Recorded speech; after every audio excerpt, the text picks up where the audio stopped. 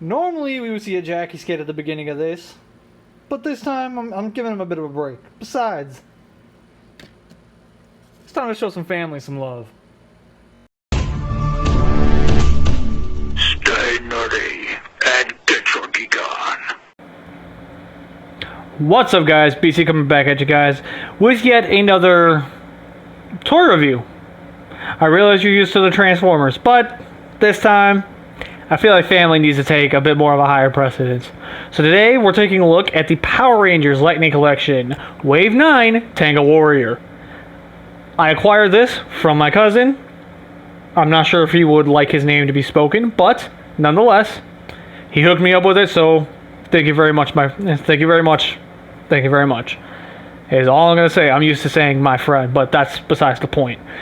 The point is, we got a lot to cover with this. So, let's begin. We'll start with accessories. He comes with 2 fist hands, a little purple egg, and for those of you that love the troop build, smaller wings.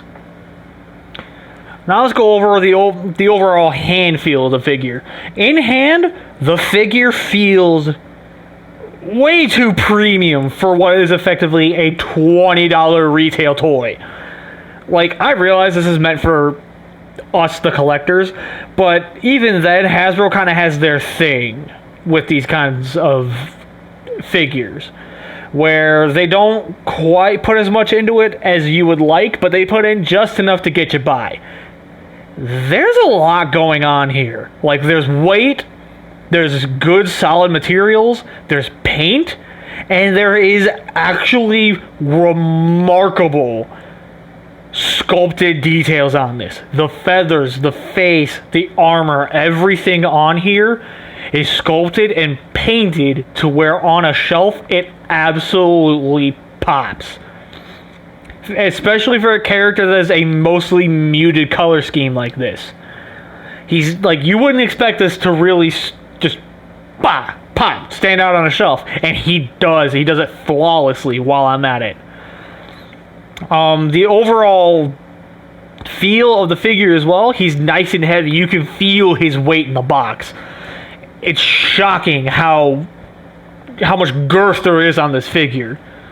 Like, even my cousin, who really, like, he does toys as well, but he really doesn't do it to the level that I do. When he was holding this in his hand, even he said, this feels heavy for a $20 figure. But I digress. That said, I feel like that takes care of the hand feel section, so let's go into articulation. The head can look from right to left. It can look up and down on a double ball peg system in here. And one of my recordings that didn't have audio, so this is like my 3rd time reshooting this, I popped his head off. So this whole collar bit is a separate piece, the head is a separate piece, the beak opens. This was like one of the major selling points on the figure, was the fact that you can basically make him talk. Shoulders go out and in, and they really only go forward and back, as well as a butterfly joint. They can't really spin 360 like they can on Power Rangers, so that is quite unfortunate, but it's whatever. Bicep swivel, single jointed elbow, it gets you by. I would have preferred a double joint, but at this point I feel like I'm being nitpicky. Wrist swivel and hinge. So you get some decent hand articulation. This torso joint is absolutely insane. There is so much room in there. Like, yeah, he's got that extra ab joint, but honestly, on this figure, it's a little difficult to work. And to be honest, I don't think I care, because just look at the amount of movement you get on this figure just from this joint. That is insane. I feel like that more than makes up for the lack of an actual proper ab joint. Hips go out and in, forward and back, so you can do the full Monty. You can't. He's a little shy of the full Van Damme, but it gets you by. I'll give it a pass. Thigh swivel. Double jointed knee. Pretty good. Ratcheted ankle pivot or tilt or whatever. And a twist at the ankle here, as well as a swivel up at the top. There we go. So overall, pretty decently well articulated.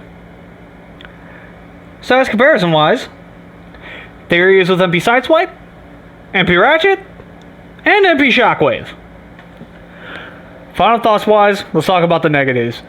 How do I say this?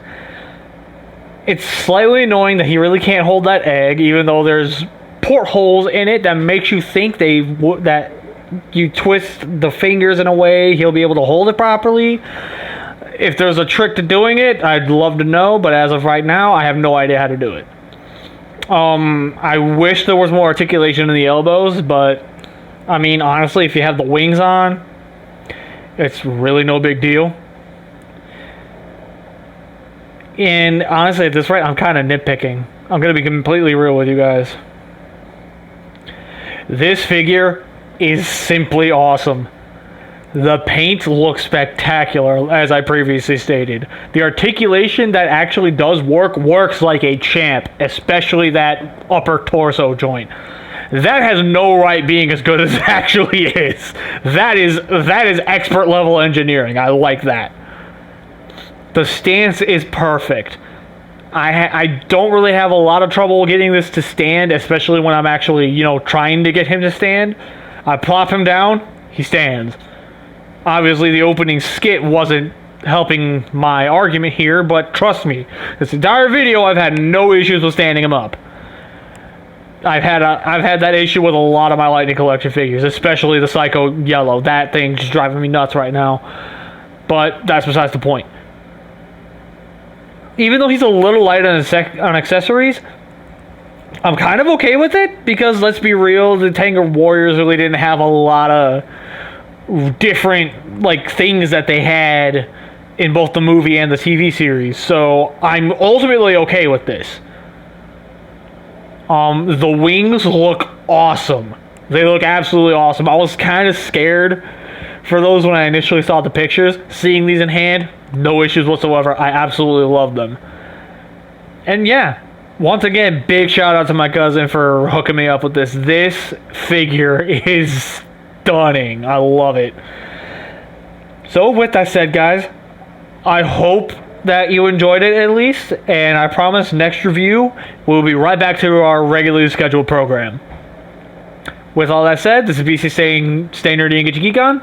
I'll talk to you guys next time.